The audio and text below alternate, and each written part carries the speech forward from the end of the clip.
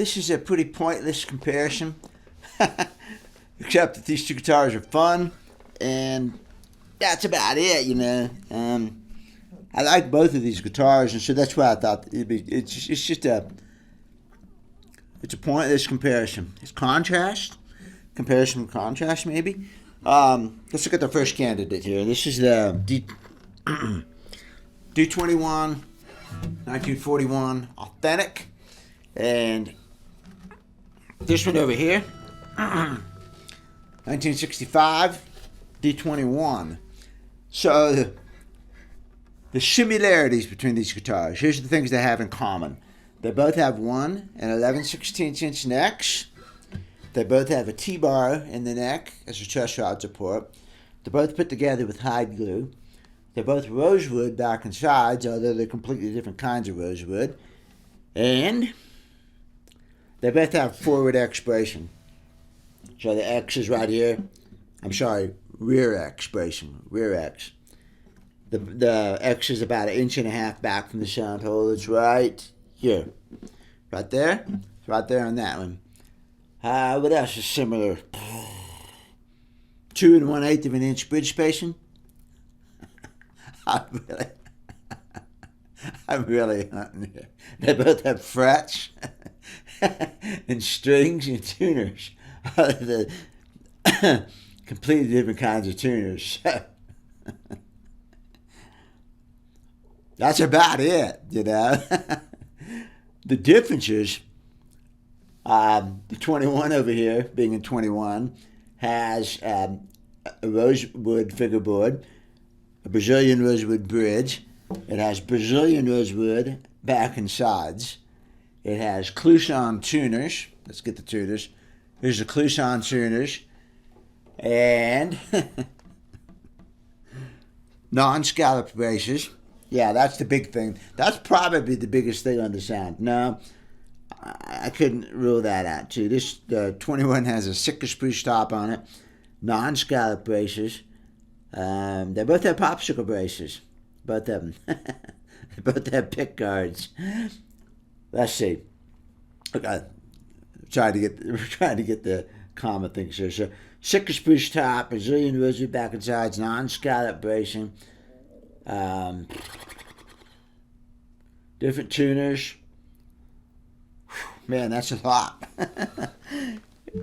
They really are almost as different as two guitars could be, except for the D-18, the 62 D-18.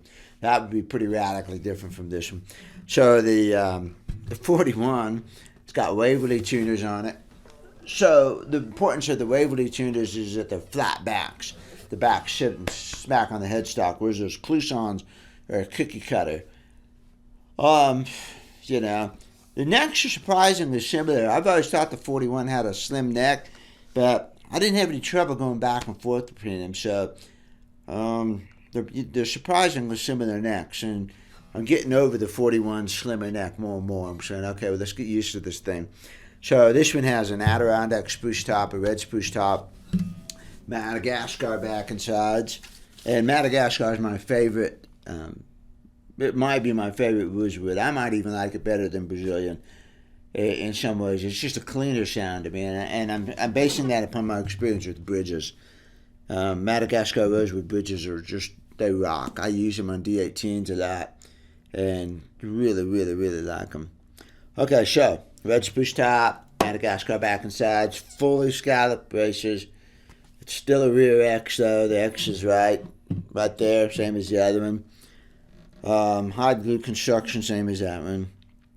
So your main big differences here: red spruce top, Madagascar back and sides, and fully scalloped braces. Those are your big three differences here. That one's also, 1965. It's almost as old as I am. This one's like a 2013 or 14. It's 10 years old. Difference in age, just not been played nearly as much as that D-21 has. So, it's just a radically different sound. Two Martin dreadnoughts that are both rosewood, back and sides. But other than that, pretty radical different sounds. Every time I pick up this guitar, compared to that. I mean, I'm impressed by of course, the warmth of it, you know.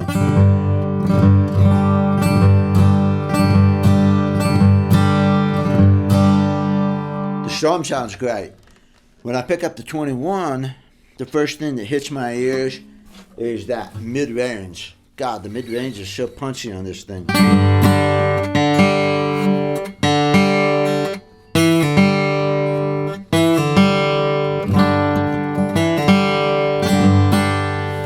That mid-range is just a cannon. And that mid-range is going to cut. I think that 21 is going to cut better than this guitar.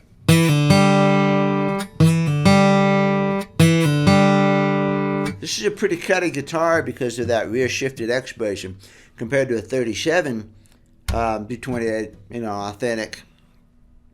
This cuts better. It's got better cut, better mid-range. But compared to a non-scallop guitar like that with the Brazilian, warmer, richer sound. So I like this guitar better for rhythm because of that warmer sound, and it's got enough bite and cut that's a pretty good lead guitar. If I was going to play more lead in a band situation, this is a guitar. This guitar will cut. Got a lot of punch to it. I don't like the rhythm sound quite as well, but it's not bad, you know. Pretty good guitar. So I don't know, it's just a pointless comparison with two fun guitars. That's all it is. So play a little bit more on them. I'm interested to hear what you have to say about them too, because I'm always interested in other people's perceptions. It's always one thing for me to sit back here behind the box, and I have I have the thought in my head of what's going to happen when I put the pick to the string. So that always flavors what I hear. And when I go listen to it on the YouTube video, I was like, oh, you know, I didn't hear that when I was playing it. Didn't sound quite like I thought it was going to sound. And even when I listen to the video on my computer before it goes to YouTube, oh, you know, I hear things there that I didn't hear when I was playing it. So I'm always interested in what you have to say about the guitar. So, you know, feel free to comment.